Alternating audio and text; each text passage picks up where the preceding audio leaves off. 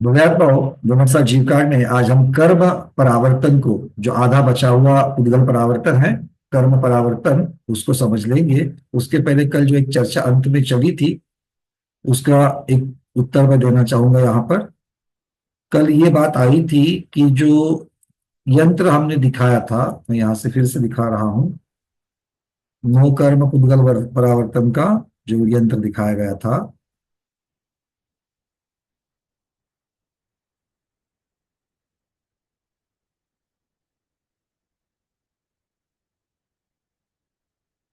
इस यंत्र के बारे में कल चर्चा चल रही थी कि दूसरी और तीसरी पंक्ति या पहली दो पंक्तियां आगे की दो पंक्तियों के साथ में जो एक साथ होती है तो क्या होता है, उनको अनंत बार रिपीट होता, मतलब पूरी की पूरी पंक्ति फिर से अनंत बार रिपीट होगी। तो ऐसा सूर्य का उत्तर कर दीदी का प्रश्न था। और कल उन्होंने उसके लिए एक संदर्भ भी दिया था। क्या दिया था? जैसे शतस्थान वृद्धि में पाया जाता है। और हमने बताया था कि यहां पर तो ऐसा नहीं लिखा है, ठीक है ना। ऐसा क्यों नहीं लिखा है?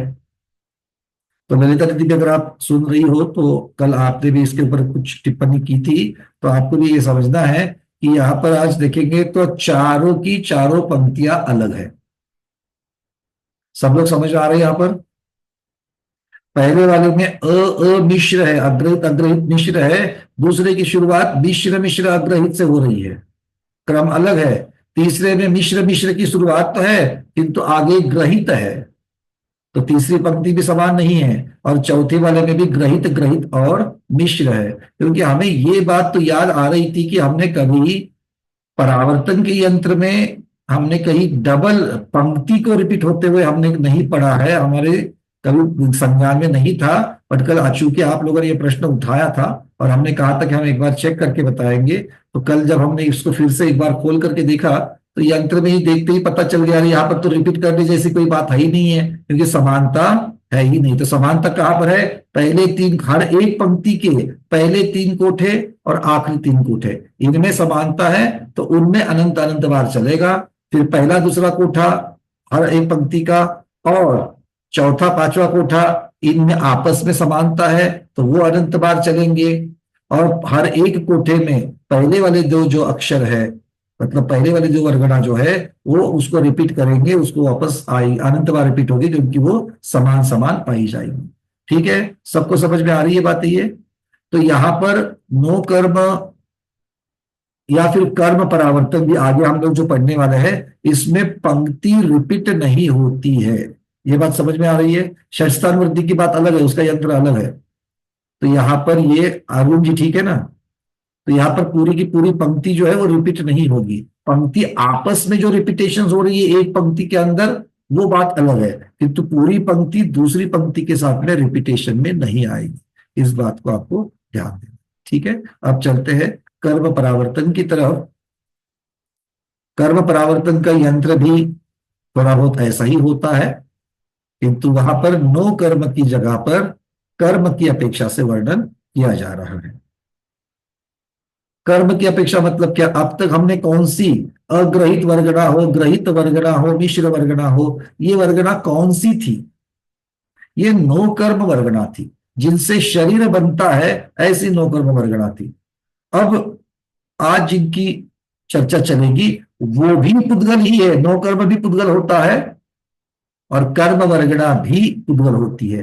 कर्म वर्गना जब विसर्जोच्चय, अर्थात जब वो आत्मा के साथ में जब बंधी नहीं होती है, अपने मूल उद्गल स्वरूप में जब होती है, तो उद्गल वर्गना तो कहलाती है, किंतु विशेष रूप से कार्माण वर्गना कहलाती है।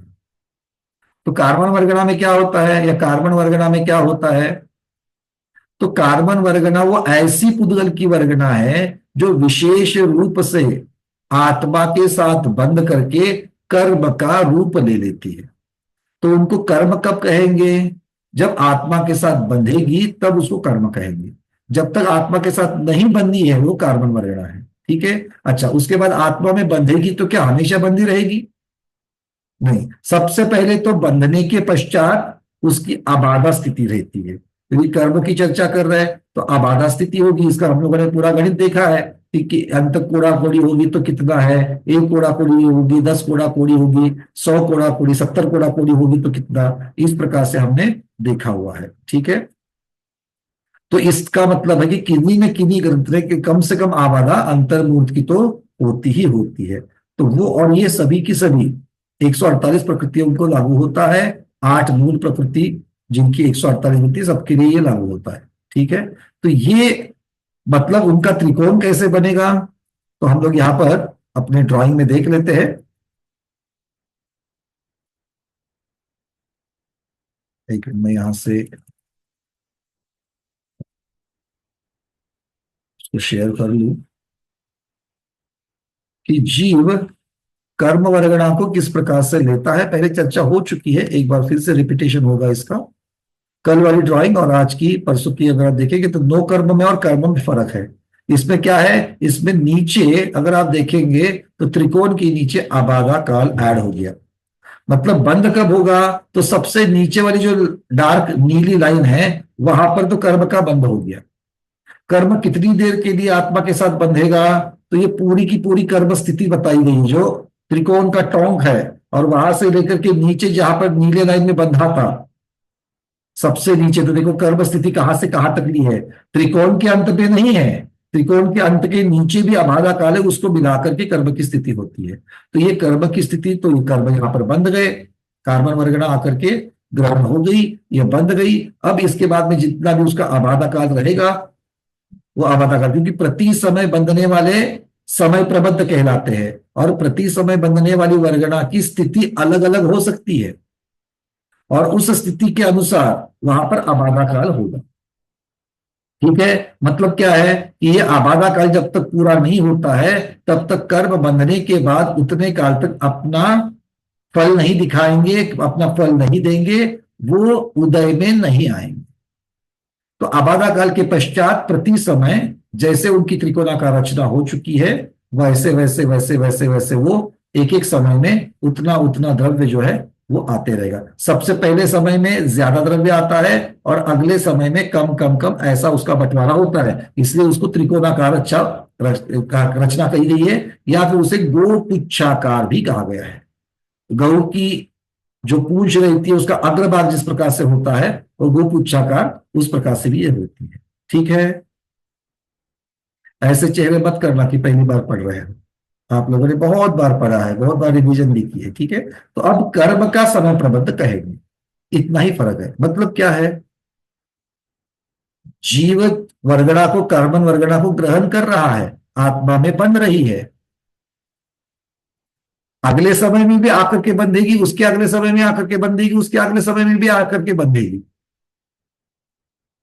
किंतु जो पहले समय में बंदी है, कहीं से तो हम शुरुआत करेंगे, पहले समय में जो बंदी है वो कम से कम अंतर्मुहूर्त के लिए तो उदय में नहीं आनी, उसका निर्जरा नहीं शुरू होगी, वो उसका निर्जरा काल शुरू नहीं होता है। ठीक है ना, तो मतलब बनती बनती बनती बनती बनती जाती है, और उस प्रकार से जैसे जैसे उसका समय आएगा वैसे वैसे निर्जरित भी होती है। अब और एक चीज हमको यहां पर समझनी है, समय प्रबंध में जब आयु कर्म की अपेक्षा से उदाहरण लेते हैं, तो आयु कर्म तो अपकर्ष काल में बनता है चारों गति में, तो अपकर्ष काल की अगर बात चल रही है तो प्रति समय प्रबंध में आने वाली 8 प्रकार की कर्म की वर्गना होगी। नहीं तो अगर अपकर्ष काल उस जीव का नहीं चल रहा है तो 7 प्रकार के कर्म, मतलब आयु कर्म को छोड़ करके बाकी 7 प्रकार के कर्म की जो जो वर्गणाएं है वो आएगी। अब 7 कर्म मतलब वो 7 कर्मों की जो बंध योग्य, एक जीव की अपेक्षा बंध योग्य जो प्रकृतियां होती है उन सबको ले लेना, वो सारी की सारी उसमें आ जाती है।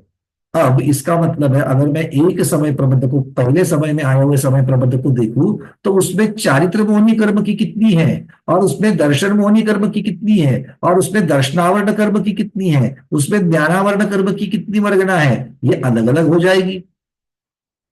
मतलब अभी हमको जब ये आवर्तन पूर्ण करना है, तो आवर्तन पूर्ण करते वक्त ये चीजों का भी ख्याल रखना पड़ेगा। मतलब उसका स्वरूप, उसकी संख्या, उसकी स्निग्धता, रुक्षता, इनके साथ साथ में और कर्म की जो प्रकृतियां है उनकी अपेक्षा से भी यहां पर वर्णन किया जाएगा। समझ में आ रही बात है? चलिए, बहुत बढ़िया। तो अब चार्ट देख लेते हैं और कर्म परावर्तन किस प्रकार से होता है उसकी चर्चा करते हैं। अब आचार्य भगवान कह रहे हैं, किसी जीव ने, चित्र देख रहा, स्क्रीन के ऊपर आएगा, किसी जीव ने एक समय में, किसी एक समय में आठों कर्म संबंधी क्या बांधा है, जितनी कार्बन वर्गना ली है, जितनी मतलब संख्या आ गई, जो कार्बन वर्गना ली है। अब जो कार्बन वर्गना मतलब क्या है, स्निग्ध वृक्ष की अपेक्षा से वर्णन आ गया, और फिजिकली जो ली है वो जितने स्थिति अनुभाग आदि से युक्त है, मतलब उस समय प्रबंध में कितनी स्थिति पड़ने वाली है, कौन कौन सी प्रकृतियां आने वाली है, कौन कौन सा उसका अनुभाग पड़ने वाला है, और प्रदेश, क्योंकि पहले जितनी कार्बन वर्गना में प्रदेश की चर्चा हो गई, जो कार्बन वर्गना में प्रकृति की चर्चा हो गई, अब बचा क्या, स्थिति और अनुभाग, तो उनको भी ले लेना।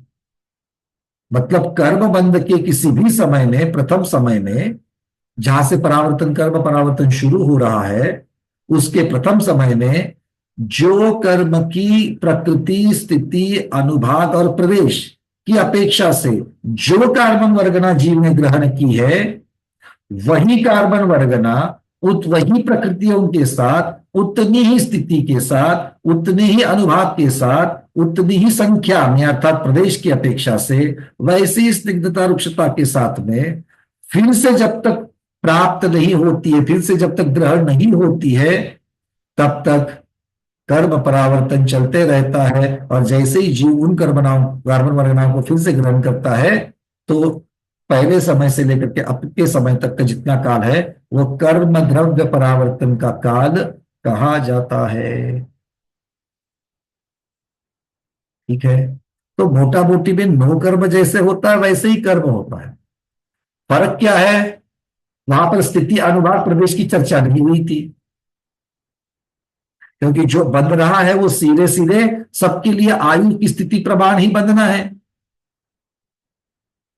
नो कर्म वर्गना कितनी देर के लिए आपके आत्मा के साथ बंधेगी, इस समय जो आ रही है वो मेरी आयु पूर्ण होने तक, अगले समय आएगी वो भी आयु पूर्ण होने तक, अगले समय जो आएगी वो भी आयु पूर्ण होने तक। किंतु कार्बन वर्गना में ऐसा नहीं है। कार्बन वर्गना में कैसे है, कार्बन वर्गना में इस समय जो जो प्रकृतियां आई है, जिस जिस संख्या से आई है, क्योंकि मूल में तो 7 प्रकृतियां आएगी, मूल में 7 प्रकृतियां आएगी, पर नाम कर्म की कौन कौन सी आ गई,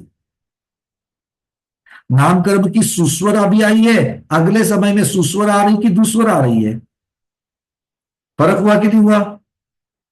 मतलब कर्मों की कर्म प्रकृति की संख्या हो सकती कि उतनी ही रहे या कम ज्यादा हो जाए, और प्रकृतियां भी बदली। अच्छा, उसके बाद में दर्शन मोहनी की अभी सम्यक्त प्रकृति बन रही है, हो सकता है कि अगले समय प्रबंध में मिथ्यात्व प्रकृति बन रही हो, भाव बदल गया जीव का, मिथ्यात्व प्रकृति बन रही हो, तो मतलब प्रकृतियां भी बदल सकती है। स्थिति बदलेगी कि नहीं, अभी के प्रति अभी का जो समय प्रबंध है उसकी स्थिति पड़ गई मान लो 1,00,000 वर्ष, अगले समय की संकलेश परिणाम मेरे और बढ़ गए, 2,00,000 वर्ष पड़ सकती है, 1,50,000 वर्ष पड़ सकती है, मतलब स्थिति बदल सकती है। अनुभाग, अनुभाग भी बदल सकता है, अगले समय प्रबंध में हो सकता है कि मेरे जो भाव है वो मंदता के वाले हो जाए, अगर मंदता वाले हो जाए तो अनुभाग, संकलेश वाला जो अनुभाग है, अशुद्धता का जो अनुभाग है वो घट जाएगा, मतलब अनुभाग भी बदल सकता है। और संख्या तो वैसी ही बदलती रहती है, प्रदेश मतलब प्रति समय प्रकृति, स्थिति, अनुभाग और प्रदेश, ये चारों भी बदल सकते हैं। तो पहले समय में, कौन से पहले समय में, जहां से आपको परिवर्तन शुरू करना है, क्यों, क्योंकि बाकी की अपेक्षा, रेगुलर की अपेक्षा से तो चल ही रहा है, आपको चेक करने के लिए, काउंटिंग करने के लिए, समझने के लिए, ज्ञान की अपेक्षा आपको कहीं से तो शुरुआत करना पड़ेगा। आया, तो उस प्रत्येक पहले समय में जिस प्रकार की प्रकृति, स्थिति, अनुभाग, प्रदेश आदि की अपेक्षा से जो कार्बन वर्गना आई, जो मतलब वही, वही कार्बन वर्गना उसी प्रकृति स्थिति अनुभाग प्रदेश के साथ में प्राप्त करने के लिए जितना समय लगता है, उस समय को एक जीव की अपेक्षा कर्म द्रव्य परावर्तन काल कहते हैं। ठीक है। नो कर्म जैसा है वैसे ही कर्म, कर्म की अपेक्षा जो बदलाव बदलाव है उतने ही याद रखने हैं।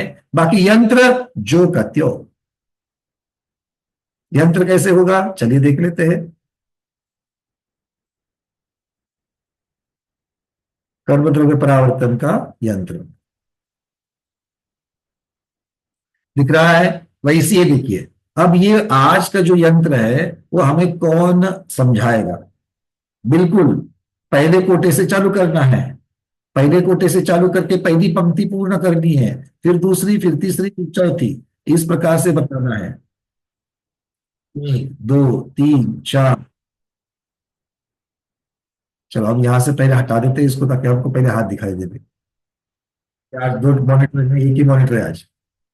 तो या तो हम स्लाइड देख सकते हैं, नहीं तो आपको चेहरे देख सकते हैं।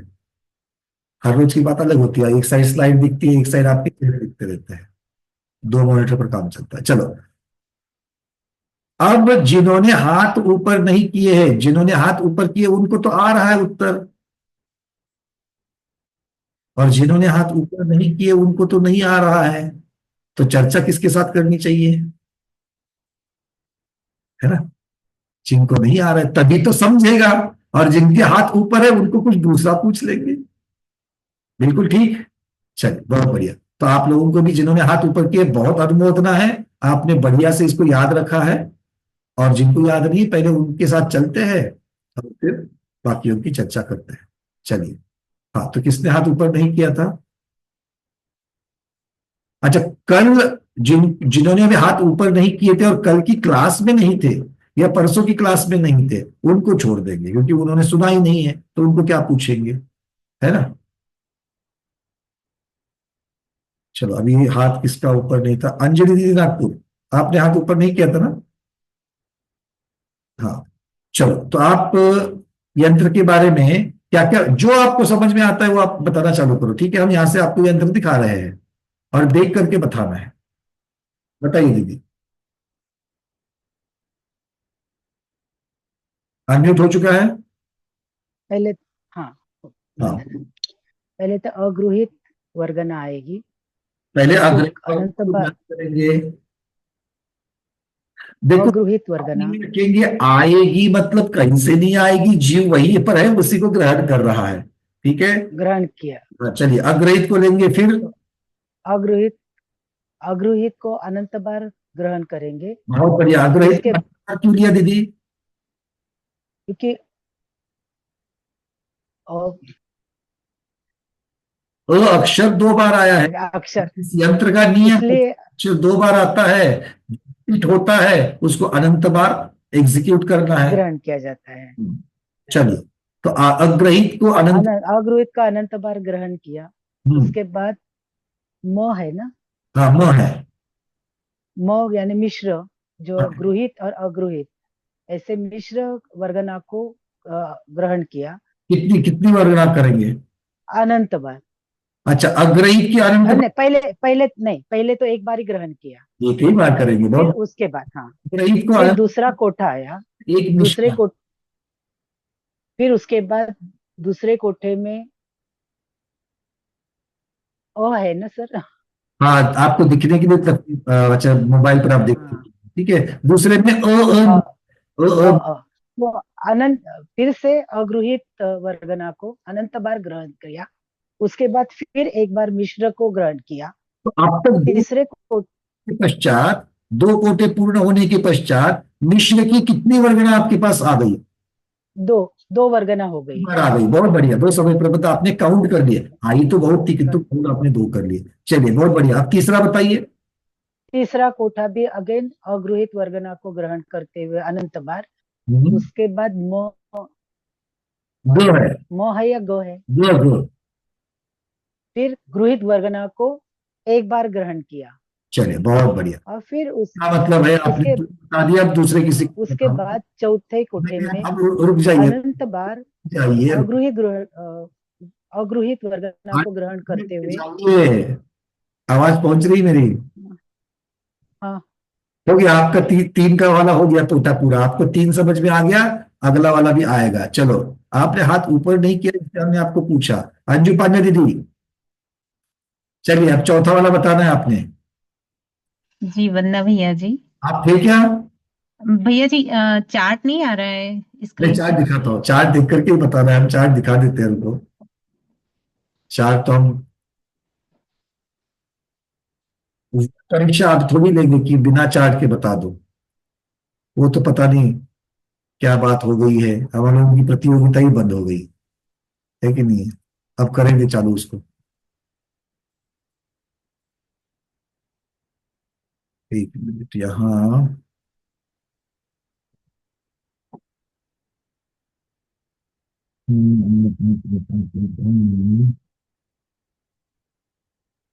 कैसे करेंगे उसको, एक मिनट।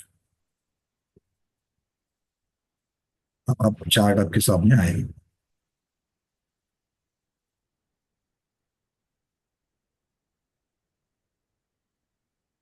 जी भैया जी। ये दीदी ने बताया था कि दो कोठे एक जैसे सेम है तो तीसरा कोठा उसको अनंत बार हमने रिपीट करा, लेकिन ग्रहित वर्गणा हमको एक बार आई। अग्रहित अग्रहित अनंत बार करने के बाद ग्रहित वर्गणा हमको एक बार मिली। इस प्रकार ये तीन कोठे तो हो गए। अब चौथे कोठे में फिर अग्रहित वर्गणाएं आई, फिर अग्रहित आई, दो बार रिपीट हुई तो इसको अनंत बार रिपीट करेंगे। फिर एक बार हमको मिश्र वर्गणाएं आई, ग्रहण की। तो एक बार मिश्र वर्ग, इसी प्रकार जो पांचवा कोठा है वो भी ऐसे ही चलेगा। अग्रहित वर्गणाएं, अग्रहित वर्गणाएं दो बार सेम ईयर है तो फिर उसको अनंत बार ग्रहण करेंगे। उसके बाद एक बार मिश्र वर्गणा आएगी, ग्रहण करेंगे। इस प्रकार जब चौथा और पांचवा कोठा दोनों सेम है तब फिर छठे कोठे में अग्रहित वर्गणा को अनंत बार करने के बाद जब एक बार। सुनो सुनो, चौथा और पांचवा एक एक बार हो गया, आप क्या करेंगे? हाँ, ये मिश्र वर्गणा एक एक बार आई चौथे और पांचवे में, इस प्रकार ये दो बार हो गई। लेकिन अब जब छठा कोठा आएगा तो अग्रहित अग्रहित को हम अनंत बार करने के बाद ये ग्रहित वर्गणा का जो एक बार है उसको अनंत बार रिपीट करेंगे। तो रोक रहा हूं, जैसे पहले पहला और दूसरा ये अनंत बार रिपीट करने के बाद तीसरा चले गए थे, वैसे यहां पर भी चौथा और पांचवा अनंत बार रिपीट होने के बाद छठा पर आएंगे। हाँ जी जी जी। इस प्रकार ये अनंत बार हो जाएगी ना, मिश्र वर्गणाएं भी अनंत बार ग्रहण हो जाएगी। अनंत बार होगी तब जाकर के छठा कोठा शुरू हो जाएगा। जी भैया जी जी जी जी। फिर ये अग्रहित अग्रहित यहाँ भी दो बार है तो फिर ये ग्रहित एक बार होगा भैया जी कि अनंत बार होगा ये। मतलब जब मिश्र अनंत बार होगा तब ग्रहित एक बार होगा। जी। ठीक है, और फिर इस प्रकार से पहले तीन कोटे और आखिरी तीन कोटे समान हैं, किंतु अब तक छह कोटे एग्जीक्यूट करते वक्त मेरे पास ग्रहित पहले तीन कोटे की एक बार और आखिरी तीन कोटे की एक बार, दो ही बार आ गई है। ठीक है ना? हाँ किंतु हाँ। पहली पंक्ति को पूरा करने के लिए चूंकि पहले तीन कोटे और आखिरी की तीन कोटे समान हैं, इसलिए यहां पर ये पहली पंक्ति जो है वो अनंत बार रिपीट होगी जब तक ग्रहित वर्गणाएं अनंत नहीं हो जाती। अच्छा हाँ हाँ हाँ। ये दोनों, ये तीन पहले की और बाद की तीन बाद की ये रिपीट होगी जी। तो पहली पंक्ति को तब छोड़ना है जब ग्रहित की अनंत बार आएगी। जी। अगर हम सब लोग देखेंगे, पहली पंक्ति जो है उसमें सबसे पहले अनंत बार कौन सी होगी? अग्रहित की पहले सबसे पहले अनंत बार होगी। उसके बाद कौन सी अनंत बार होगी? मिश्र की अनंत बार होगी। और उसके पश्चात जाकर के ग्रहित की अनंत बार होगी। किंतु जब तक ग्रहित की अनंत बार नहीं होती है तब तक उस पंक्ति को नहीं छोड़ा गया। ठीक है, ऐसे ही दूसरी पंक्ति को भी समझना है। देखो, ऐसे ही दूसरी पंक्ति का अंत वाला कौन सा है? ग्रहित है। दूसरी पंक्ति में अंत में कौन है? ग्रहित है। तो वो दूसरी पंक्ति का ग्रहित भी जब तक अनंत नहीं होता है तब तक दूसरी पंक्ति पूरी नहीं हो जाएगी। ठीक है, तीसरी पंक्ति के अंत में अग्रहित है तो तीसरी पंक्ति तब तक पूर्ण नहीं होगी जब तक तीसरी पंक्ति का अग्रहित अनंत बार नहीं होता है, और चौथी पंक्ति में भी अग्रहित जब तक अनंत बार नहीं होता है तब तक चौथी पंक्ति पूरी नहीं हुई। जी जी भैया जी। ठीक है, क्लियर? चलो, मुझे बस ये समझ में नहीं आ रहा है, जैसे ये फर्स्ट कॉम्बिनेशन तो पूरा हो गया पहली सीरीज तो, लेकिन सेकंड सीरीज का स्टार्टिंग जैसे मिश्र मिश्र अग्रहित हुआ, तो हाँ इसका इसका भी कुछ कॉम्बिनेशन होता है क्या 6 के बाद में सेकंड? देखो, पहली पंक्ति पूर्ण हो गई, हाँ अब उसके बाद में काउंटिंग करनी है, अब मिश्र वर्गना अनंत बार लेनी है।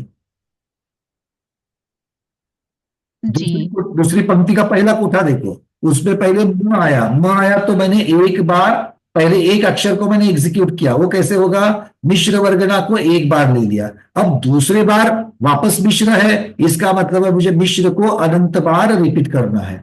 तो मिश्र जब तक अनंत बार रिपीट नहीं होती है तब तक मैं अ पर नहीं जाऊंगा। मिश्र अनंत बार होगी तो अग्रहित को एक बार लेकर के दूसरी पंक्ति का पहला जो कोटा है वो मैं पूर्ण करूंगा। जी ठीक है, ऐसे वाला। ये तो मैं पूछ रही थी कि पहला कोठा जब एंड हो जाता है, जब ग्रहित अनंत बार हम ग्रहण कर चुके होते हैं, तब फिर जब सेकंड सीरीज स्टार्ट होती है तो फिर इसमें मिश्र मतलब एक शेड्यूल कुछ होता है क्या ऐसा कि अब ये इतना हो गया तो फिर मिश्र वर्गनाएं ही जीव ग्रहण करेगा? मिश्र, हाँ, मतलब पंच परावर्तन के लिए, पुद्गल परावर्तन के लिए उसकी आवश्यकता है। आते वक्त को तो कुछ भी आ सकती है, आते वक्त तो कुछ भी आ सकती है, जैसे हमने 22 का उदाहरण दिया था, 22 समयों में हमें 5 ही अग्रहित मिली थी। अब क्रम बदल रहा है, बस इतनी सी बात है। पहले वाले में अग्रहित अग्रहित का पहले क्रम था, अग्रहित मिश्र ग्रहित, इस प्रकार से पहली पंक्ति का था। और दूसरी पंक्ति का कैसे है देखो, दूसरी पंक्ति का मिश्र अग्रहित ग्रहित, इस प्रकार से उसका सीक्वेंस होगा। तो फिर से देख लेते हैं दूसरी पंक्ति का सीक्वेंस। दूसरी पंक्ति में, दूसरी पंक्ति के अनुसार मिश्र वर्गनाएं अनंत बार पहले ले लेगा, उसके पश्चात अग्रहित वर्गना जो है वो अनंत बार होगी, और फिर ग्रहित वर्गना अनंत बार होगी, तब जाकर के दूसरी पंक्ति पूर्ण होगी। तो दूसरी पंक्ति का क्रम कैसा है अनंत होने का? मिश्र वर्गनाएं अनंत बार होगी, फिर अग्रहित होगी, फिर ग्रहित होगी। हाँ, मिश्र अग्रहित ग्रहित। पहले वाली की क्या थी?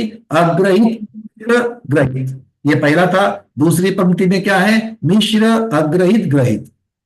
जी। अब तीसरी पंक्ति का क्या होगा देखो, मिश्र वर्गणाएं अनंत बार ग्रहण कर चुके होंगे, तब ग्रहित वर्गणा अनंत बार ग्रहण करेंगे, उसके बाद अग्रहित वर्गणा अनंत बार ग्रहण करेंगे। बहुत बढ़िया। तो मिश्र ग्रहित अग्रहित, इस प्रकार से तीसरी पंक्ति का क्रम रहेगा। और चौथी पंक्ति का क्रम क्या रहेगा देखिए, ग्रहित। इसमें ग्रहित वर्गणाएं पहले अनंत बार ग्रहण करेंगे, तब जाकर के मिश्र वर्गणाओं को अनंत बार ग्रहण कर चुके होंगे, उसके बाद हम अग्रहित वर्गणाओं को अनंत बार ग्रहण करेंगे। किंतु कहते वक्त तो हम लोगों ने ये वाला क्रम लगा दिया, किंतु करते करते बीच में बहुत वो अनंतो अनंतो अनंतो बार घूमती है। मतलब हर पंक्ति में घंटे का कांटा अलग है, मिनट का कांटा अलग है, सेकंड का कांटा अलग है, और हर पंक्ति में अपनी घड़ी बदल जाती है। जी। क्लियर है?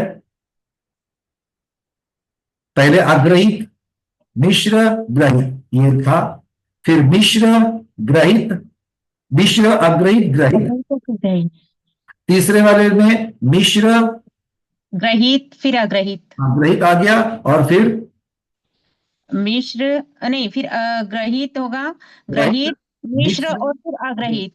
बहुत बढ़िया। ठीक है, तो इस प्रकार से आपको इनको समझना है। चलिए, और कोई?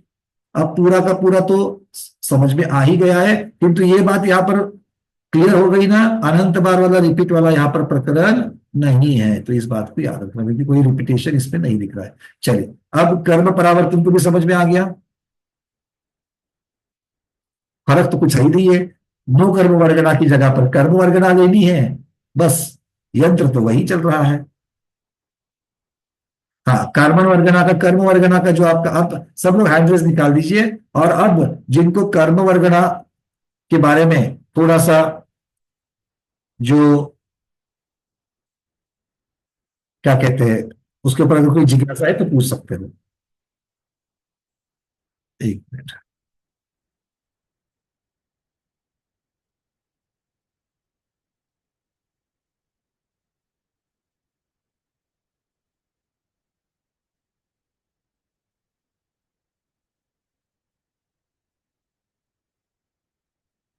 चलिए, प्रभु जी पूछिए, उसके बाद कुसुम दीदी, उसके बाद रूबी दीदी, उसके बाद नहीं नहीं, मेरा पहले से ही मुझे नहीं पूछना।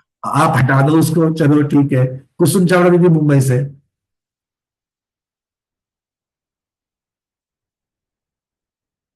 दीदी अनम्यूट कर लो ठीक से। जो पहला वाला कोटा है अग्रहित अग्रहित मिश्र, जो पहला वाला है जो पूरा हो जाएगा, उसके बाद जो दूसरा पूरा हो जाएगा, तीसरा वाला तीसरे और चौथा वाला में चौथा, ऐसे क्रम चलेगा या पहला वाला होके लास्ट वाला भी ले सकते हैं अपन? क्रम से चलना है, बीच में से जंप मार करके आगे नहीं जा सकते। जो क्रम दिया है वही रहेगा। क्रम दिया है वही रहेगा, और इतना नियम बताया है कि जब अंत का 24वां कोटा जब एग्जीक्यूट हो जाएगा, उसके बाद में नियम से जो आपने पहले वर्गनाती समय पर बंधी थी वो आपको मिल जाएगा, फिर रुकना नहीं पड़ेगा उसके लिए। ठीक है, चल। अब दिखते वक्त पहला दूसरा तीसरा ये क्रम दिख रहा है, किंतु पहला और दूसरा होने के बाद फिर पहला दूसरे को अनंत बार रिपीट करेंगे, तब तीसरे पर जाएंगे। ये भी महत्वपूर्ण है। ठीक है, चलो रूबी दीदी। वंदना भैया जी, भैया जी मुझे ये जानना है कि पूरा ये तो यंत्र है ना, मतलब फर्स्ट लाइन का पूरा है, फिर सेकंड लाइन है, फिर थर्ड लाइन, पूरी 4 लाइंस का ही पूरा यंत्र है जैसे।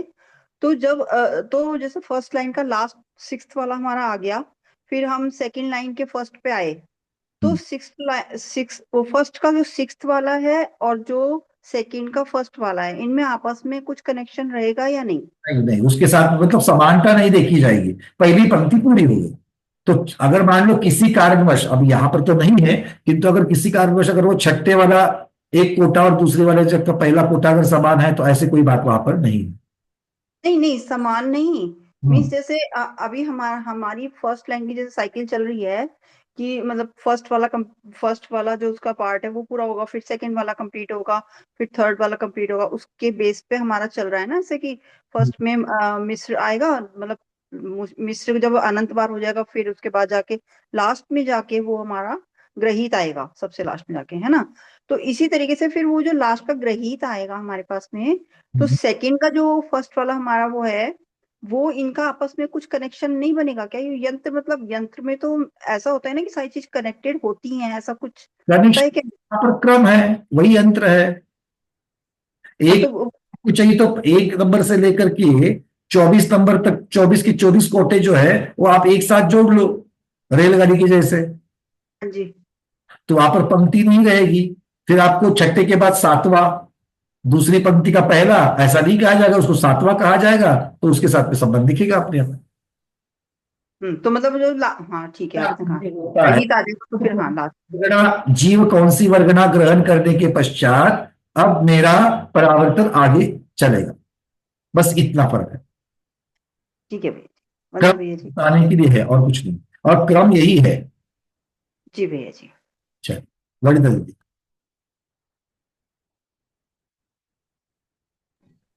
वंदना भैया जी। भैया जी मेरा प्रश्न थोड़ा अलग है। जो कर्म की आपदा पड़ती है तो वो बंधावली आपदा काल के अंतर्गत ही आती है क्या? बंधावली उसी के अंतर्गत रहती है? अचलावली, बंधावली, ये सब समानार्थी। आपदा काल के पहले पहले होती है, वही आपदा के बाद? वही तो है आवली। आपदा काल को बंधावली कहते हैं। हम आपको चित्र के साथ समझाएंगे, आप मैसेज डाल दो, हम आपको भेज दें। ठीक है, डॉक्टर महीना दीदी। वंदना भैया, मैं पूछ रही थी, ये जो भी आ रही है अग्रहित मिश्र, ये जो भी आ रही है, ये तो कर्म की है, तो कर्म के भावनाओं के ऊपर डिपेंड करेगी ना। कर्म कौन से कर्म अपन प्रकृति के बांध रहे हैं, तो उसके ऊपर डिपेंड करेगी। तो उसके ऊपर डिपेंड करेगी, तो फिर वो जो अग्रहित आ रही है, मिश्र है, या जो भी आ रही आगे जो भी है उस तरह से, तो वो जो कर्म आएंगे वो जरूरी थोड़ी कि वो उसी कर्म का ही उसी समय आया, या दूसरे समय में दूसरा कर्म भी हो सकता है, तीसरा कर्म भी हो सकता है। तो ऐसा कहा तो नहीं कि ये लगातार आएगी। 22 वाला हिसाब याद है ना? हाँ वो तो याद है। 22 में हाँ तो वो अलग अलग आएगी। तो अच्छा, तो फिर एक वाली घड़ी से काउंट हो रहा है, उसके बारे में टाइम नहीं जा रहा है, वो परावर्तन का टाइम नहीं जा रहा है, काउंटिंग में नहीं लेगा। जब तक उसको चाहिए वैसा काउंटिंग नहीं मिलेगा, तब तक तो वो छोड़ेगा नहीं उसको। तो जैसे पहले ज्ञानावरण कर्म की आई, और फिर बाद में वेदनीय कर्म के भी इतने पार्ट होते हैं, कितने भी। तो सातों की सातों आती है ना, उसका जो हाँ, तो सातों के साथ तो आ रही है, तो जरूरी थोड़ी है कि अभी अभी का सातों का जो अल्प बहुत्व है, अब यहाँ पर उसका कंपैरिजन तो है ही नहीं है। सातों की सातों है, किंतु वर्गना किस प्रकार की है, आप सिर्फ दर्शनावरण आदि कह करके आप सिर्फ उसकी प्रकृति की चर्चा कर रहे हैं। प्रकृति की चर्चा तो है ही है, वो अब यहां नहीं काउंट होगी। प्रकृति की चर्चा, स्थिति की चर्चा, अनुभाग की और प्रदेश की चर्चा भाव में जब काउंट हो। ये तो अंत में होगी, पहले के साथ कंपेयर करने के लिए कि भाई मेरा परावर्तन पूरा हुआ कि नहीं हुआ, उसको चेक करने के लिए कि वही आए कि नहीं है। तब तक तो आपको अनइवन भी आ सकती है, कम ज्यादा वाली भी आ सकती है। अब बीच बीच में जो हमको लेनी है, क्रम से जो कोठों के अनुसार जो लेनी है, वहां पर मुख्यता से ये है कि भैया ये किस प्रकार से चलेगा, ये किस प्रकार से चलेगा। मतलब क्या है कि इसमें ग्रहित है ये जो वर्गना आ रही है, अब वहां पर आप जो बोल रही हो कर्म बंधनी के पश्चात उसका सब वर्णन आ जाएगा। बंधने से पहले जो ये कार्बन वर्गना है, बंधने से पहले जो ये कार्बन वर्गना विसर्जोपचय की अपेक्षा से है, उसमें जो उसकी ग्रहित और अग्रहितपना जो बन रहा है, मिश्रपना बन रहा है, उसका वर्णन यहां पर कर रहे हैं। हाँ, तो कोई भी कर्म प्रकृति की आ सकता, कोई भी कर्म का आ सकता है। प्रकृति स्थिति अनुभाग प्रदेश भी कर्म। हो सकता है, कुछ भी हो सकता है। एक मिनट,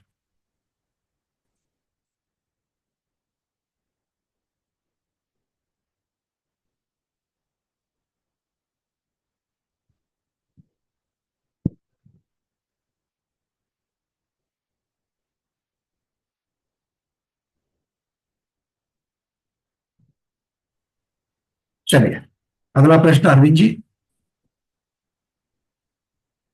वंदना भैया जी, हम्म, ये मतलब ये 6 कोटा अपन ने कंप्लीट किया, मतलब एक परावर्तन पूरा कर्म द्रव्य परावर्तन पूरा हुआ, 24 कोटे पूरे होते ही। बराबर। तो इसमें अर्ध पूर्वगत परावर्तन करेंगे तो इसमें आधे कोटे गिनेंगे, क्या कैसे कंसिडर करेंगे? अब आएंगे उसके ऊपर, इस पॉइंट पर आएंगे। ठीक है।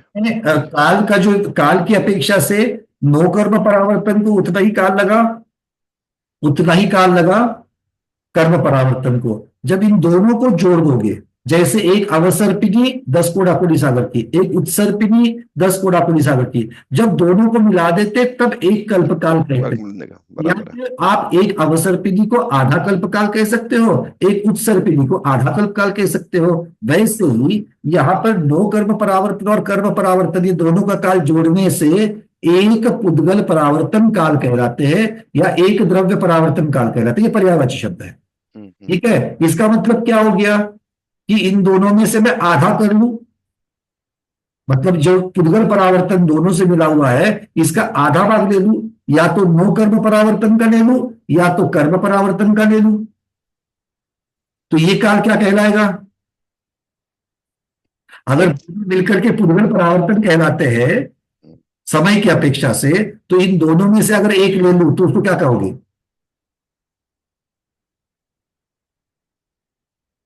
दोनों का मिक्स आएगा तब आधा बोलेंगे ना भाई। कैसे? देखो, कर्म पुद्गल परावर्तन जो है उसको मान लीजिए 1 वर्ष लगता है, ठीक है। तो नो कर्म पुद्गल परावर्तन को कितना समय लगेगा? 1 वर्ष, क्योंकि दोनों वर्ष, हाँ। समान है। बराबर है। दोनों मिलकर के पुद्गल परावर्तन हो गया, ठीक है। पुद्गल परावर्तन का काल कितना आ गया? एक साल। 1 साल कैसे? मतलब 2 साल, सॉरी, दोनों का 2 साल, क्योंकि नो कर्म का 1 साल है और कर्म का 1 साल है, 2 साल 2 साल करके पुद्गल परावर्तन हो गया तो 2 साल हो गए, ठीक है। अब ये पुद्गल परावर्तन पूरा पुद्गल परावर्तन 2 साल, तो पुद्गल परावर्तन कितना होगा? 1 साल होगा। 1 साल, तो 1 साल मतलब मेरे पास नो कर्म का भी काल 1 साल है और कर्म का भी काल 1 साल है, तो दोनों में से किसी एक को अर्ध पुद्गल परावर्तन कहेंगे। किसी एक को कैसे करेंगे? मतलब ये एक तो मतलब कर्म खाली लेंगे कि नो कर्म लेंगे, एक अकेला तो, और पर। अच्छा, आप दो वाला सोच रहे हैं कि सम्यक दृष्टि के पास अर्ध पुद्गल परावर्तन रहता है, उसकी चर्चा कर रहे हो? नहीं, वो नहीं कर रहा, क्योंकि दोनों साइमल्टेनियस चल रहे हैं, एक तो एक नहीं होते हैं। वो समझ गया मैं। जिस समय कर्म परावर्तन शुरू हो रहा है उसी समय 5 परावर्तन एक साथ शुरू हो रहे हैं, हमने कल देखा था, क्योंकि ये कथन करने की पद्धति है। साक्षात में किसी के आगे पीछे भी, क्योंकि परावर्तन कब शुरू कर रहे हो, एक पर्टिकुलर लाइन खींचेंगे वहां से शुरू कर रहे हैं। वो तो बराबर है। तो जो लाइन खींची है तभी से मेरे 5 परावर्तन शुरू हो गए। तो 9 कर्म को पूरा होने के लिए जितना काल लगा उतना ही काल कर्म को भी लगा। ठीक है। और ये दोनों काल को इकट्ठा मिला करके हमने एक पुद्गल परावर्तन कहा, तो इसका आधा करेंगे तो अर्ध पुद्गल होगा। मतलब एक 9 कर्म का काल कहो या एक कर्म का काल कहो, उसको हम अर्ध पुद्गल ही कहेंगे। मतलब एक उत्सर्पिणी को जैसे आप आधा कल्पकाल कहोगे या अवसर्पिणी को भी आधा कल्पकाल कहोगे, वैसे ही यहां पर होगा। बस वहां से उनको मतलब ये अर्ध पुद्गल परावर्तन पूरा हो गया, मतलब वहां से सुई क्यों अटकेगी अगर हम सोचेंगे कि पहले 9 कर्म है, क्योंकि हमने पढ़ते वक्त पहले 9 कर्म को पढ़ा फिर कर्म को पढ़ा, मतलब 9 कर्म खत्म हो जावे फिर कर्म हो जावे, तो पहले दिन से कर्म के अंत के दिन तक एक पुद्गल, ऐसा नहीं है। ये दोनों साथ चल रहे हैं। एक बैल जोड़ी है, एक बैल जोड़ी है, तो समझिए एक वो बैल जोड़ी ने साथ में चल करके जितना अंतर काटा है या जितने समय 1 घंटा चले हैं, दोनों मिलकर के 1 घंटा चले हैं। दोनों बैल एक साथ गाड़ी में जुट करके 1 घंटा चले हैं, तो एक बैल कितना चला? बोलो तो वो नहीं आता है, आधा तो नहीं होता है वो, है ना भाई। कथन की अपेक्षा से अगर आप दोनों को इकट्ठा करो तो बात अलग होती है, एक के बाद की रही है, दोनों साथ चलते हैं, इसलिए उसको अर्धपुद्गल परावर्तन कहा जाता है। मतलब आधा समय मतलब ऐसा हुआ कि नौकर व पुद्गल परावर्तन और कर्म परावर्तन दोनों पैरेलल चले, सपोज दोनों का टाइम 1 घंटा ही हुआ, बराबर है। तो इन हाफ इन आवर में आधा 9 कर्म आ गया, आधा कर्म आ गया। नहीं, 1 घंटा इसको लगा और इसको भी 1 घंटा लगा है, दोनों हाँ। चले हैं, किंतु हाँ। काउंट होते वक्त पुद्गल परावर्तन कितने का है? 2 घंटे का है। ओके, काउंट मतलब ओके परावर्तन 1 घंटे का नहीं मानेंगे, ओके ओके परावर्तन 2 घंटे का मानेंगे, दोनों को मिल करके मानेंगे। ठीक है ठीक है ठीक है। ठीक है। और दूसरा कि जो ये 7 कर्म जो कर्मण वर्गणा है जो तो इसमें इसकी प्रकृति स्थिति अनुभाग जो है, तो 7 कर्म की अलग अलग रहेगी और सबकी 7 कर्म की अबाधा भी अलग अलग रहेगी, ऐसा होगा ना? 7 कर्म की आपदा अलग अलग होगी, क्योंकि एक नहीं, देखो समय प्रबंध जो आ रहा है उसमें प्रकृति अलग अलग होगी, स्थिति तो एक ही पड़ेगी सबकी। ओके। मतलब पूरे समय प्रबंध की देखेंगे तो स्थिति एक ही पड़ेगी, तो वो पूरे समय प्रबंध की आबादा एक ही होगी। ओके इसके अंदर जो कर्म बंधे हुए हैं उनका बंटवारा होने के पश्चात हम ये कह सकते कि एक से दूसरे में एक समय का फर्क है, दूसरे से तीसरे में एक समय का फर्क है, तीसरे से चौथे में एक समय का फर्क है, और पहले वाले से लेकर के अंत वाले में उसकी स्थिति माइनस आबादा काल का फर्क है। तो त्रिकोण लगा लेना, बस समझ में। ओके ओके और त्रिकोण की हर एक लाइन को एक एक समय मान लो। बराबर। ठीक है, ठीक है। वंदना भैया जी। सुमन से दीदी, हल्का वर्जन दीदी, आपका हाथ ही नहीं दिख रहा मुझे। भैया जी वंदना। अब लाइन में आ जाएगा, क्योंकि अभी 6-7 लोग हैं आगे। रुको, सुमन दीदी पूछो। भैया जी वंदना। भैया जी ये यंत्र तो समझ में आ गया, लेकिन मैंने जो समझा उसके हिसाब से, यदि कोई जीव है और यदि उसने अनंत बार अग्रहित वर्गणा ली और उसके बाद में अनंत बार लेने के बाद यदि कोई कुदेव कुशास्त्र गुरु को मानने वाला है तो उसने एक बार फिर ग्रहित अग्रहित वर्गणा ले ली उसने, और वो अनंत बार लेता जाएगा, कई भाव बीत गए उसके बाद जब वही वर्गणाएं उस स्थिति उसी संख्या में उसी समय में जब आएगी तब वो ग्रहित छूट के फिर वो अग्रहित वर्गणा लेगा। इसका मतलब हम उसको ये समझे। अभी सबसे पहले तो आपने एक बहुत महत्वपूर्ण इंटरलॉक डाल दिया इसमें। आप कह रही हैं कि सच्चे वितराग देवशास्त्र गुरु को मानने वाला है ना, कोई भाव के बाद में उसके परिणति बदली और अब वो शुरू कर दिया है, मतलब वो सम्यक दृष्टि हुआ। अगर पहले से अनादि मिथ्या था और अब वो सम्यक दृष्टि बना, तो सम्यक दृष्टि बनने के पश्चात अब उसका एक दूसरा सिद्धांत यहां पर हमको देखना पड़ेगा कि ऐसे जीव के पास जो अभी अभी नया नया पहली बार सम्यक दृष्टि हुआ है, ऐसे जीव का संसार कितना रह गया है, ज्यादा से ज्यादा कितना रह गया है? तो अधिकतम रह गया है, मान लो अनंत सागर वर्ष, मतलब अर्धपुद्गल परावर्तन। ठीक है, समझने के लिए कहते 1 लाख वर्ष रह गया। ठीक है, अब 1 लाख वर्ष रह गया, किंतु उसने पुरुषार्थ करके 100 वर्ष के बाद ही मोक्ष को पा लिया। तो 100 वर्षों तक उसने जितना ग्रहित अग्रहित जो उसकी आ रही थी, क्रम से आ रही थी, क्रम से नहीं आ रही थी, जो भी आ रही थी उसको तो वो ग्रहण कर ही रहा है, कर ही रहा है, कर ही रहा है, और मोक्ष चला जा रहा है। तो मोक्ष जाते के वक्त उसकी सारी की सारी जो शरीर है वो छूटने की अपेक्षा से सारा उसका परावर्तन वहां पर रहेगा ही नहीं। क्यों? क्योंकि परावर्तन तो सिर्फ कथन करने की पद्धति है, और वो मुख्यतः से अगर लंबे तक हमको लेकर के जाना है तो अभव्य की अपेक्षा से बताएंगे, और अभव्य हमेशा मिथ्या दृष्टि रहता है तो उसकी, क्योंकि परावर्तन की कल्पना तो संसार में भटकने की अपेक्षा से है, और आप जितनी चर्चा कर रहे हो वो तो संसार से मुक्त होने वाला है। इसलिए वो जहां से संसार से मुक्त होगा वहीं पर उसका परावर्तन खत्म। जहां जितने हुए थे उतने, उसको पूरा करने की जरूरत नहीं है। हम लोग पूरा किए बिना इस चक्रव्यूह से बाहर निकल सकते हैं। कैसे? उसके लिए सम्यक दर्शन होना चाहिए। रत्नत्र बाद में, पूरा चारित्र बाद में आएगा, सम्यक दर्शन होना चाहिए। वो एक बार, भले अंतर्मुहूर्त के लिए प्रथमोपशन हो जाए, बट एक बार होना चाहिए। वो होने नहीं तो वो वर्गना वहीं ग्रहण करेगा ना, वो उसी टाइम तब वो अग्रहित होगा। मोक्ष जाने तक 13वें गुणस्थान के अंतिम समय तक तो वर्गना ग्रहण करेगा ही करेगा। हाँ, वही मेरा प्रश्न था, वही करेगा ही करेगा। बट चूंकि वहां पर पूरा का पूरा कोई भी द्रव्य परावर्तन हो या फिर क्षेत्र हो, काल हो, कोई भी परावर्तन पूरा नहीं कर पाता, कंप्लीट नहीं कर पाता, इसलिए कहते हैं कि एक बार सम्यक तो आ गया तो उसका परावर्तन छूट गया। छूट गया पूरा कोई नहीं कर पाएगा, ये अर्थ है उसका। ठीक है भैया, के अंत तक तो वर्गना लेगा ही लेगा। ठीक है भाई। जय श्री दीदी। वंदना भैया जी, आपने पहले कोठे में अग्रहित 2 बार लिया तो अनंत बार हो गया, तो ग्रहित का तो ऐसा हुआ ही नहीं, 2 बार ग्रहित तो आया ही नहीं कोठे में ऐसा। 1 मिनट फिर से दिखा देते हैं आपको। और चौथे कोठे में थोड़ा समझ नहीं आता। चौथे कोठे में ही ग्रहित आ रहा है, 2 बार ग्रहित आ रहा है। अच्छा, दूसरे और तीसरे में मिश्र पहले आते हैं, और चौथे में देखिए तो ग्रहित मिश्र है। तो चौथे कोठे की शुरुआत, चौथी पंक्ति के कोठे की, पहले कोठे की शुरुआत ग्रहित अगणित अनंत बार लेगा, फिर जाकर के मिश्र का 1 बार आएगा। ग्रहित 2 बार है, 2 मतलब अनंत बार, अनंत बार। 2 का मतलब मेरे को म दिखता है। अरे पीडीएफ है कि नहीं आपके सामने?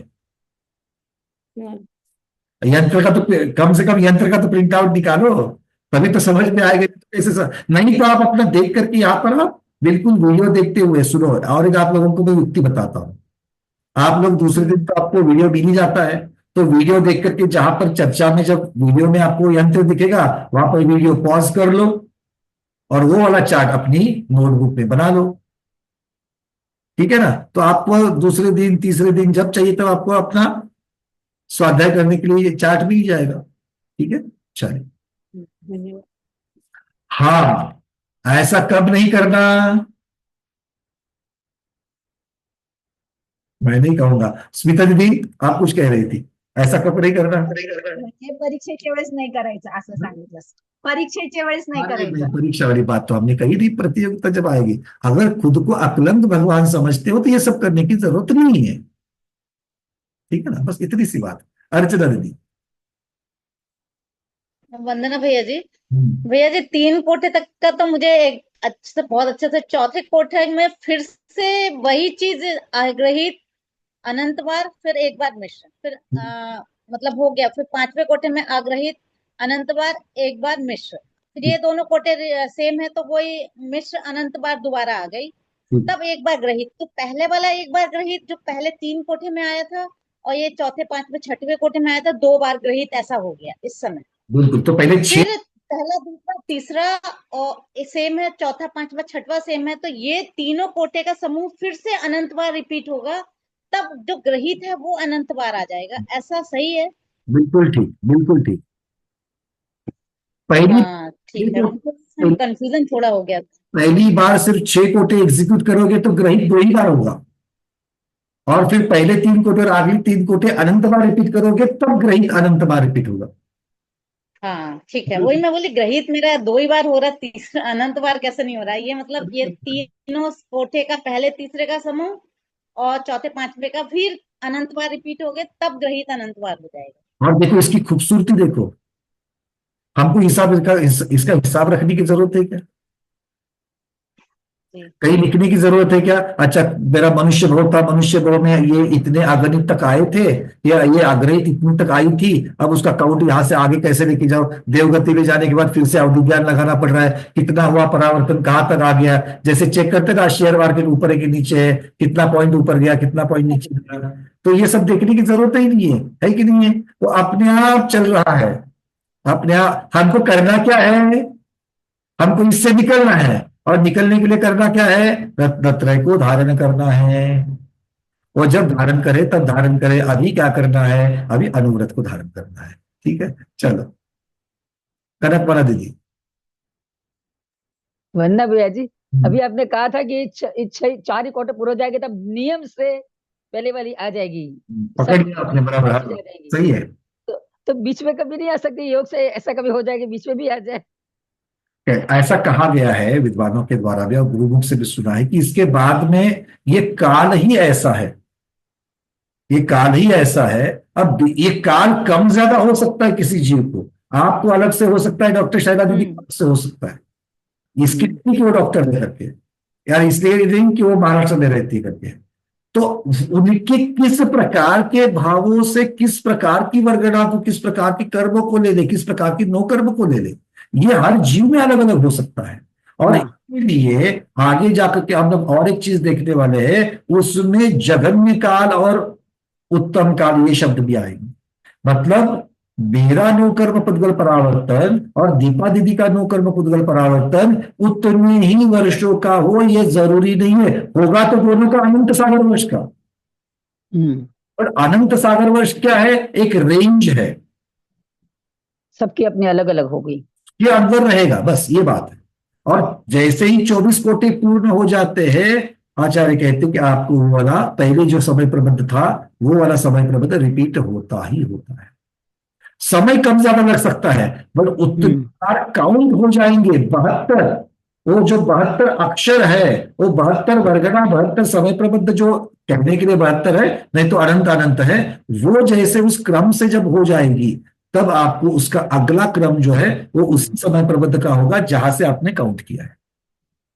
हाँ, मतलब वो जल्दी भी आ सकता है, इसलिए ऐसा जरूरी नहीं कि टाइम इतना पूरा लगे ही लगे। अगर आपने 22 में से किसी ने 5 ले लिए, किसी ने 22 में से 10 ले लिए, 10 ले लिए, हाँ वही, कोई 22 में 3 ले लेगा तो उसका काल ज्यादा होगा, और ज्यादा होगा।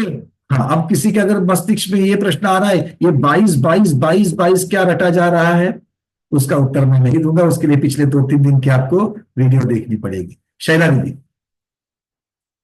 वंदना भैया जी, एक नौ कर्म परावर्तन अधिक कर्म परावर्तन बरोबर द्रव्य परावर्तन, ये हो गया। अब ये जो कोठा जो पूरा हो गया, तो मतलब एक परावर्तन पूरा, इसके बाद में वापस फिर से परावर्तन होता है क्या? बिल्कुल, अगर आप कर्म से, अगर मान लो हम सम्यक दृष्टि भी है, हम सम्यक दृष्टि भी है, और मान लो कि जो आपका एक नो कर्म परावर्तन जो शुरू हुआ था पहले, वो कल खत्म हो गया है या अभी इस समय खत्म हो गया है, तो इस समय आप मोक्ष जा रहे हो क्या? नहीं, मतलब यहां से मोक्ष जाने के लिए अभी तक समय है, तो फिर अगला वाला शुरू हो ही जाएगा, भले पूरा हो या ना हो, शुरू पक्का हो जाएगा। अच्छा, मतलब यही अनंत सागर है और फिर से दूसरा द्रव्य परावर्तन, मतलब उसकी तो कोई काउंटिंग नहीं। एक अनंत सागर वाला पूरा हो गया, अगला अनंत सागर के लिए शुरू हो जाता है, अब ये आपके ऊपर है उसको पूरा करना कि उसके पहले ही छूट जाना है।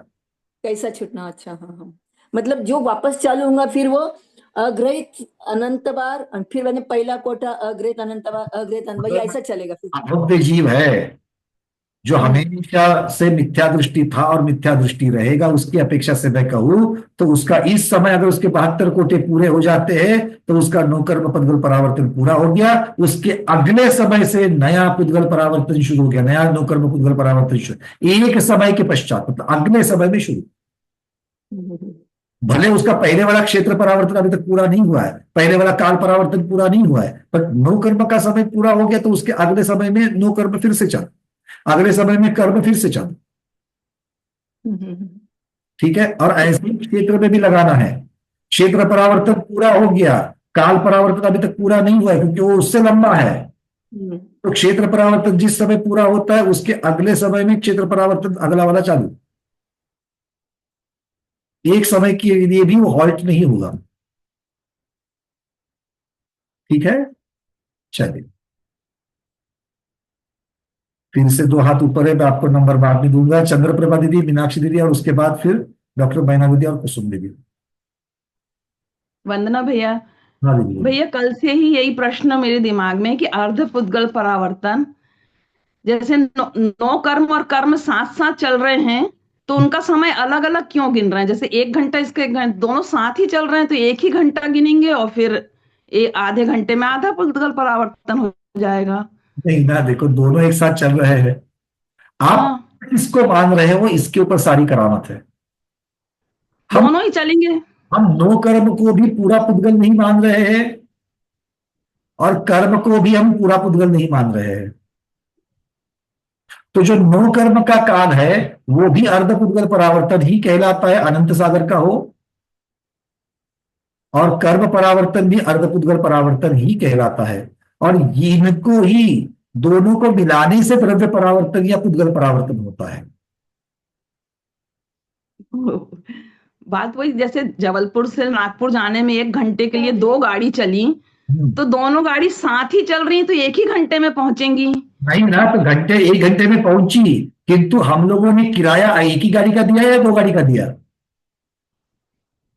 हाँ, 2। एक गाड़ी का किराया 500 रुपए हो गया, दूसरी गाड़ी का भी 500 हो गया, तो टोटल किराया कितना दिया? 1000 दिया। तो एक गाड़ी में कितना दिया? आधा दिया। दूसरी गाड़ी में कितना दिया? आधा दिया। खत्म हो गई बात। और भैया जी ये जो त्रिकोण वाला है समय प्रबद्ध नौकर्म, ये मुझे ठीक से क्लिक नहीं हो रहा है। जब भी आप कौन सा वाला? अबाधा स्थिति वाला? नौकर्म समय प्रबद्ध में नौकर्म वर्गना का बंटवारा, जो आयु में बंटवारा है।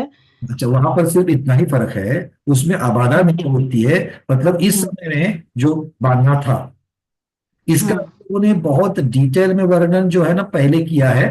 अभी इसके आगे सम्यक तो मार्गणा में निर्जरा का प्रकरण जब आएगा तब इसका और होगा। हम लोगों ने इसके पहले योग मार्गणा में इसकी चर्चा की है। काय मार्गणा में हम लोगों ने नो कर्म की निर्जरा कैसे होती है और नो कर्म का ज्यादा से ज्यादा संचय कैसे होता है, कौन सी परिस्थिति में होता है, कौन सी गति में होता है, इनकी चर्चा की थी। वो वाला वीडियो ढूंढ करके अगर आप देखोगे तो भी आपको ये समझ में आएगा। नहीं तो थोड़ा सा रुक जाइए, 1 हफ्ते 2 हफ्ते के बाद में सम्यक तो मार्गणा जब शुरू होकर के वो विषय आएगा निर्जरा का, तो फिर से उसमें ये प्रकरण। नो कर्म में अबाधा नहीं होती है, कर्म वाले में अबाधा होती है। इतना ही फर्क है। एक गाड़ी शुरू होने के पश्चात रुक करके चलती है, दूसरी सीधी चालू हो जाती है, इतना ही फर्क है। ठीक है, वंदना भैया जी। चलिए, सुनीता दीदी आ गई है। सुनीता ऊपर कर दीदी, आप शुरुआत में नहीं थी। कल वाली बात जो आपने उठाई थी कि भाई दूसरी को उसको अनंत बार रिपीट करना, पंक्ति में समानता और फिर अनंत बार रिपीट करना, जैसे होता है वैसे यहाँ नहीं है। नहीं होता है ना? हाँ, नहीं होता है। क्यों? क्योंकि यहाँ पर किसी भी पंक्ति में समानता ही नहीं। ठीक है, क्लियर है? हाँ सर। तो ये कर्म परावर्तन का या कर्म परावर्तन का यंत्र को देखोगे तो उसमें क्योंकि पंक्तियां समान है ही नहीं। पर ऐसे लगता है कि वो समान है।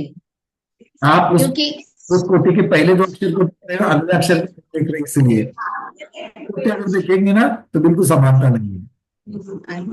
ठीक है, चलो। हाँ मीनाक्षी दीदी आप बोलिए। वंदना भैया जी, कर्म परावर्तन होगा तो उसमें स्थिति सबकी एक सरखी कैसी होगी? कम ज्यादा होगी ना स्थिति, दशनावरण कोई बात काउंटिंग कर रहे हैं तो स्थिति अनुभाग की अपेक्षा से काउंटिंग कर ही नहीं रहे हैं। काउंटिंग तो विसर्जोपचय की अपेक्षा से कर रहे हैं कि भाई विसर्जोपचय से जो अभी माल आया है वो माल कौन सा है, ग्रहित है कि मिश्र है, तो इसको काउंट करना है कि नहीं करना है। उसकी प्रकृति, स्थिति, अनुभाग और प्रदेश कब चेक किए जाएंगे, अंत वाले में। जब पहले के साथ चेक करना है और परावर्तन को क्लोज करना है तब चेक किया जाएगा। अच्छा, मैं बोल रहा हूं चेक किया जाएगा वगैरह, चेक कोई करता नहीं है, उसकी सिमिलरिटी होती है तब जाकर के कथन पूर्ण होता है, इतनी सी बात है। ठीक है, मतलब मन में किसी के गलत इंफॉर्मेशन ना जावे। ठीक है मीनाक्षी दीदी, ठीक है, बात समझ में आ गई? हाँ समझ में। क्योंकि बीच में तो कुछ भी आएगा, बीच में तो कुछ भी आएगा, उसमें से ग्रहित अग्रहित मिश्र इसकी अपेक्षा से देख करके उसको ग्रहण तो सबको ही कर रहे हैं। ऐसा नहीं कि अग्रहित था उसके बाद अग्रहित को ढूंढना है और बीच में अग्रहित नहीं आ रही तो कर्म को लेना ही बंद कर दिया। नहीं, वो तो कर्म तो आकर के आत्मा में बंद रहेंगे, किंतु उसकी रजिस्टर में एंट्री नहीं होगी। कौन से परावर्तन के रजिस्टर में एंट्री नहीं होगी, बस इतनी सी बात है। चलिए रेखा दीदी बोलिए। हाँ वंदना भैया, जब अनादि मिथ्या दृष्टि कोई भी जीव सम्यक दृष्टि बन जाता है तो अर्धपुद्गल परावर्तन पूरा हो जाएगा, तभी भी वही यंत्र वैसे ही चालू रहेगा। आपके शब्दों को थोड़ा सा मैं ट्यून अप कर लूं। जब मिथ्या दृष्टि पहली बार सम्यक दृष्टि होता है तब उसका संसार अधिकतम अर्धपुद्गल परावर्तन रहता है। तो वो तो सम्यक दृष्टि बन गया, तभी भी जैसा अभी यंत्र चालू है, जैसे कोटे चालू है, वैसा ही जब तक मुक्त नहीं होता तब तक चालू रहेगा। चालू रहेगा, 13वें गुणस्थान के अंत तक चालू रहेगा। यंत्र की अपेक्षा से देखो तो चालू रहेगा, मोक्ष की अपेक्षा से देखो तो कोई परावर्तन पूरा नहीं होता है, इसलिए बोलते कि दृष्टि का कोई परावर्तन नहीं। तो कहने के पीछे के जो अर्थ है उसको समझना है।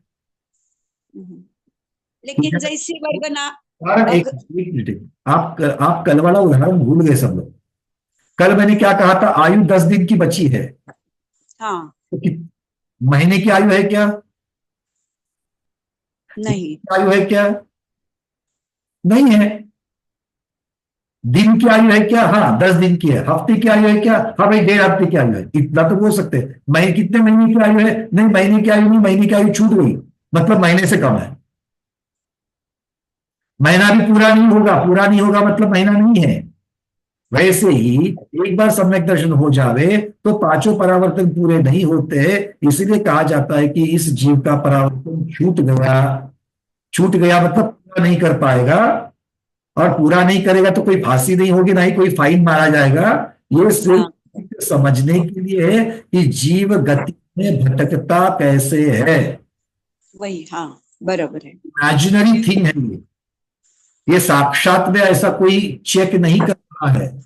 बस वो जीव भटक रहा है। अभव्य जीव कितना भटकता है, मिथ्या दृष्टि कैसे भटकता है, और सम्यक को होने के पश्चात नहीं भटकता है या उसका भटकना लिमिटेड हो जाता है, इसको समझ करके सम्यक की महिमा को समझने के लिए ये पुद्गल परावर्तन या सारे परावर्तन को देखा जाता है। और फिर हर एक परावर्तन का एक स्वरूप है, क्योंकि आपने अभी जो पुद्गल परावर्तन में यंत्र आदि चीजें देखी, वैसी कोई भी बात क्षेत्र परावर्तन में नहीं आएगी, वो बिल्कुल अलग ही है। ऐसी कोई भी बात काल परावर्तन में नहीं आएगी, वो कंप्लीट अलग है। ठीक है, तो इसलिए जो क्लियर है उसको जल्दी से निपट लो, समझ में आ गया सबके आपके। ठीक है ना, अभी तक क्षेत्र परावर्तन में बहुत सारी क्वेरीज आपको निकालनी है। ठीक है, ठीक है सब, बट तो आपका प्रश्न का उत्तर तो मिल गया ना? मिल गया। पूरा नहीं होगा इसलिए छूट गया। ठीक है। कुसुम दीदी मुंबई। वंदना भैया जी, हमारे स्वाध्याय में बड़े अच्छे हैं, एक बार बोला तो मान जाते हैं, पता नहीं अंदर से मानते कि नहीं मानते, बट ऊपर से तो मान जाते हैं। ठीक है, चलो एक बार हाँ कुसुम दीदी बोलो। मेरा भी समाधान तो हो गया भैया, पर मेरा एक और ये पूछना था कि अवसर नहीं काल में ये कभी पूरा नहीं होगा, ऐसे मान लें? उत्सर्पण काल में, सॉरी। एक बात बताए, उत्सर्पणी काल कितना है दीदी? 10 कोडाकुली। कोडाकुली 60 है ना, तो कोडाकुली तो संख्यात है। तो एक अवसर्पिणी उत्सर्पिणी छोड़ो, एक पूरा का पूरा कल्प का जोड़ी को मिला करके भी संख्यात सागर है। नहीं पर भैया चतुर्थ काल में तो अपना अपना सहनन अच्छा होएगा तो अपन अपने वर्गणा अच्छी ले सकते हैं। अच्छा, चतुर्थ काल की वेट क्यों कर रहे हो? अभी सम्यक तो हो चुका है ना पंचम काल में, हुआ है कि नहीं हुआ है? शायिक सम्यक तो की बात नहीं कर रहे। अरे प्रथमोपशम अंतर्भूत वाला हो जाए तो भी संसार अर्ध उद्गल तक ही अधिकतम, और आपके और हमारे लिए तो है ही नहीं है। जो भगवान के पीछे नहीं बोल सकते बट मोक्ष के पीछे हाथ धो करके पड़े हैं ना, उनके लिए तो बस सतत भवानी इतना ही याद रखना और पुरुषार्थ करते रहना। नहीं तो वो मुंगेरी लाल के हसीन सपने नहीं चाहिए। सतत भवानी, 7-8 भाव में जाने वाला हूँ, 7-8 भाव में जाने वाला हूँ, 7-8 भाव में जाने वाला हूँ, बी पॉजिटिव, और कंबल लेकर के रूम में बैठ गया, ऐसा नहीं चलेगा। ठीक है ना? तो उसके लिए पुरुषार्थ तो करना ही पड़ेगा। पुरुषार्थ करो तो 7-8 भी नहीं, 3 में भी छूट सकते हैं। वही उसी की चर्चा कल कर रहे थे कि ध्येय महाव्रतों का भावलिंगी होने का ध्येय रखो, और लगातार इसके आगे जब भी मनुष्य में आएंगे, अभी मनुष्य में है कि नहीं है, तो कम से कम अभी भारी लग रहा है क्योंकि शुरुआत है ना, मोक्ष मार्ग की शुरुआत है, ऐसा समझ के चलते भारी लग रहा है। एक एक पाँव उठाना, नए संयम को धारण करना बहुत मुश्किल लग रहा है, तो ये समझ करके चलो कोई बात नहीं, अभी शुरुआत तो करी है, तो अंत में तो कम से कम हाथ में पिच्छी लेनी, इतना तो कर सकते हैं। और तब तक क्या करना है? तब तक अनुव्रत को तो धारण करना है, उतना तो करना पड़ेगा। वो तो है ना भैया। हाँ वो तो हो, आपका हो गया, मैं सबकी बात कर रहा हूं। बहुत सारे बैठे हैं, 250 के ऊपर है आज। तो अनुव्रत को तो धारण करो, और अंत में ऐसे पिच्छी ले लो, मतलब कोई जबरदस्ती हाथ में पिच्छी देने वाली बात नहीं कर रहे। मन से पिच्छी ग्रहण करो कि भाई इसके साथ में उठ करके आहार के लिए तो पता नहीं जा पाया कि नहीं जा पाया, पर भगवान एक तो इतनी तो भाव है कि मैंने महाव्रत तो ग्रहण करूंगा, और अगले भाव में इस पिच्छी के साथ में जितने चाहिए तो ज्यादा से ज्यादा आहार विहार और मेरी तप साधना होवे। इसके आगे जब भी जाओ मोक्ष जाने तक 2 ही भाव मिले, एक देव का एक मनुष्य का, एक देव का एक मनुष्य का। और जितनी बार मनुष्य में आओ महाव्रत लेकर के हाथ में, देखो रोंगटे खड़े होते, महाव्रत लेकर के पिच्छी का धारण करके ही भव को छोड़ू, ये हर रोज बोलना ही बोलना भगवान के सामने, तो फिर अपने आप हो जाएगा। वंदे तद्गुण लब्धे जो है ना, वो अपने आप साक्षात साकार हो जाएगा, क्योंकि वो तो आप डायरेक्ट अंत मांग रहे हो। वंदे तद्गुण लब्धे, किंतु उसके लिए ये करना पड़ेगा, क्योंकि आज तक तीर्थंकरों को भी, चक्रवर्ती को भी, कामदेव हो, कोई भी हो, मोक्ष कब मिला है? भावलिंगी मुनिराज होकर के तप करने के पश्चात ही मिला है। और हमने और आपने तो ऐसे ऐसे कांड किए हैं ना, तो घोर वन में जाकर के एक साइड में हाथी की चिंगार, एक साइड में शेर की दहाड़, इनको सुनते हुए पता नहीं क्या क्या करना पड़ेगा हम लोगों को। इस प्रकार से तपसाधना करेंगे तब ये सब उतरेंगे, कांड किए हुए है कि नहीं है? तैयार हो ना वन में जाने के लिए? वन में तैयार हो तो अभी जाकर के शेर की दहाड़ कैसी होती है इतना तो सुनते जाओ। ठीक है, चलो। हाँ दीदी चलो आगे बढ़े। अर्चना दीदी आपका हाथ ऊपर है, बोलिए। भैया जी, पूरा ये हो 5 अपने परावर्तन बताए, पुद्गल, क्षेत्र, काल, भव और भाव, तो ये जब ये चलते साथ में है पांचों, लेकिन पुद्गल पहले पूरा होता है, उसके बाद क्षेत्र होता है, फिर काल होता है, फिर भाव, फिर भाव। तो लेकिन जैसे क्षेत्र आने के पहले ये जो पुद्गल वाला है वो तो कई बार रिपीट हो जाता होगा, तब वो क्षेत्र का एक कंप्लीट होता होगा। सही, बिल्कुल जैसे आपने घड़ी वाला सिस्टम, कांटे वाला बताया, तो भाव परावर्तन मतलब किसी अनादि मिथ्यादर्शी का दृष्टि का ही होगा, जिसका भाव परावर्तन पूरा होगा तो पुद्गल, क्षेत्र, काल और भाव अनंत मतलब हजारों बार पूरे हो गए होंगे, ऐसा हुआ होगा ना? उस जो पहले अब तक प्रश्न पूछे जा रहे थे अर्ध पुद्गल के, आपने दूसरे छोर से आकर के वही प्रश्न लगा दिया और आप ही का उत्तर आ गया। इसीलिए एक सम्यक दृष्टि का ज्यादा से ज्यादा अर्ध पुद्गल परावर्तन मान लिया, क्योंकि उससे ज्यादा उसके पास समय है ही नहीं बाकी सब पूरा करने के लिए। वो नियम से मोक्ष सही बात है ही नहीं उसके पास समय। मतलब ये जो मैंने मिथ्या दृष्टि के बारे में बोला है ना, ठीक, ये तो मिथ्या दृष्टि के बारे में हो गया। बिल्कुल। चलिए, आज के स्वाध्याय में इतना ही रखते हैं। आज के स्वाध्याय को गुरुओं के श्री चरणों में बारंबार नमोस्तु वंदनामि इच्छाकार करते हुए यही पर समापन करते हैं। जैनम जयतु शासनम, जैनम जयतु शासनम, जैनम जयतु शासनम।